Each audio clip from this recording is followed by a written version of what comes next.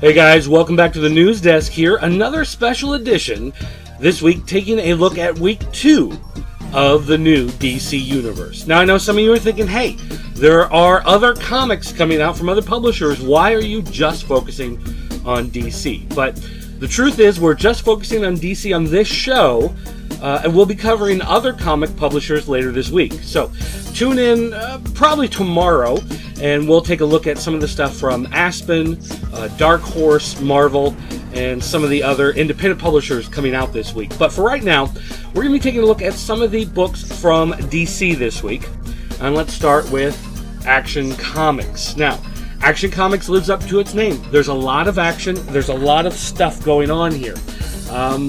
One question I want to know is, why does Clark Kent look like Harry Potter? Something about the artwork in this book just doesn't feel right, and I'm not sure exactly what it is. But we do see that Clark Kent works at a different newspaper than Jimmy and Lois. He and Lois are not together anymore, so there are some fun things going on in this book that I'd like to see how they play out, and it's definitely a title that I'm looking forward to in the future. Justice League International. It's a fine book. It's okay overall, but there's nothing really about it making it stand out. If you're someone who's really looking forward to collecting all 52 first issues, then by all means pick it up. If you're only looking for the ones that are really interesting and the ones that look like you're probably going to stick with for the long haul, this one just doesn't jump out from the pack like some of the others. There's nothing wrong with it, but there's nothing particularly exciting about it either. So, Justice League International, it could stay or it could go.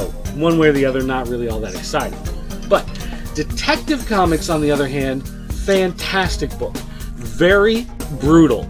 Another take on Joker, again, kind of pushing Joker to that really dark place that he goes to from time to time, and building, this air of mystery around him. You can definitely tell that Batman and Joker have had some sort of interaction in the past. You don't really know what it is, but again, very brutal, very dark. The tone overall is just perfect for Batman, and I really loved that one. Men of War. Not much to say about this one. It's a good war comic. A lot of action, a lot of fighting.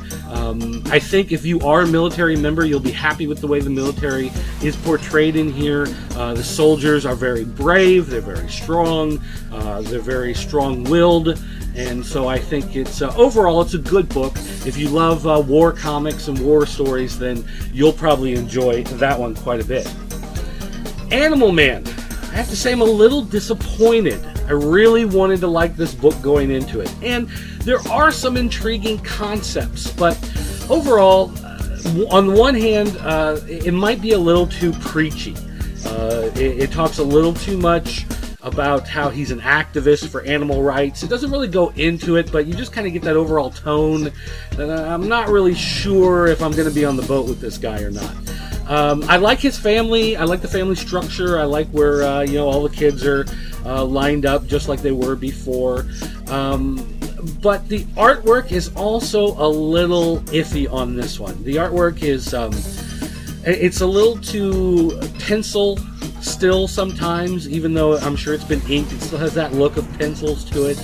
Not necessarily sketchy or scratchy, but it just kind of looks unfinished, and there are a lot of points where it looks like it was drawn with the intent that they would go back later and do black and white ink washes over it, and they do that in a couple spots towards the end in a dream sequence, but for the most part, the way it's drawn and then colored, it just doesn't go together that well. So from the execution standpoint of the overall comic book, I'm not really happy with the way the book turned out.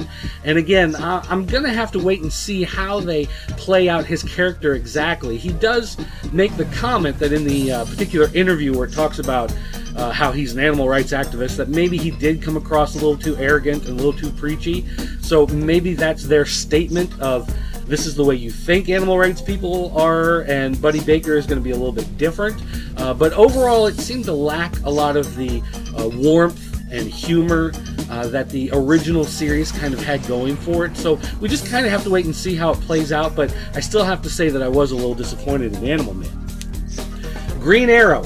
Green Arrow, a classic character that's really been revamped in a big way here. He basically has a team, almost, you could say, of people back at headquarters helping him, watching things on cameras, feeding them information, things like that.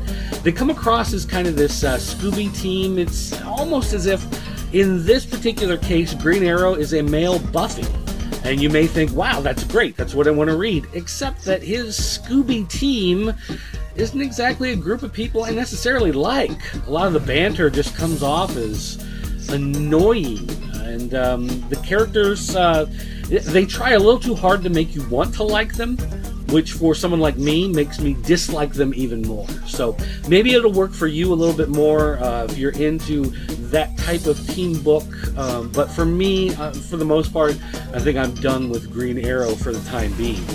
Finally, the last one here, Batgirl. Now, Batgirl is one of those odd books because it sold out before it even hit stands. And as soon as copies were hitting eBay, they were immediately being bought up and resold at a higher price. So it's one of those, it's already gone back to a second printing even before the book has hit the stands. The question is it worth it? Well, I can tell you this much. Barbara Gordon, yes, she is still the daughter of Commissioner Gordon. It doesn't say whether or not she's adopted in this one, but she is. Yes, Joker did shoot her. Yes, it was a spinal injury. And yes, she was in a wheelchair. The difference is, though, she got up. She got out of it. There's no real explanation given here as to how she got out of that wheelchair. Just says after 3 years of being in the chair, she found a way to get out of it. So I don't know if something magical happened, if it was some sort of, like Bruce went through the healing after he got his spinal injury from Bane, whether or not that helped her out, or if it's just, she healed and life moves on. It's hard to say. I'm gonna have to say, though, that I'm gonna miss Stephanie Brown. I know a lot of you didn't like her. You're happy Barbara Gordon's back. It's definitely a hot book from the way it's been selling online if you follow those trends, but you know, for now, I thought it was fun, it was interesting, but just not, didn't have the warmth of the Stephanie Brown series. So I am interested, though, to see how everything plays out. Joker, though, in this book came across as different from the Joker in Detective. Whether or not that's going to somehow play into things, or if that's just going to be how Batman is different in Justice League International versus in Detective Comics, that might just be, you know, a case of who the writer is. So we'll just have to stay tuned and see. But overall, some interesting stuff really happening in the DC Universe. So that's going to wrap up the books we're talking about this week. I know there were some more. We didn't have a chance to go through everything. I can't read everything in one day. But if there are specific books in the DC Universe that you want to know about, just drop me an email, dirt@popculturenetwork.com. Give me some comments on that. Maybe we'll do a feedback show here in the next couple weeks, talk about some of the books you want to talk about if we didn't get a chance to cover them. But thanks for watching, everybody, and I'll talk to you next time. Dirt, call me.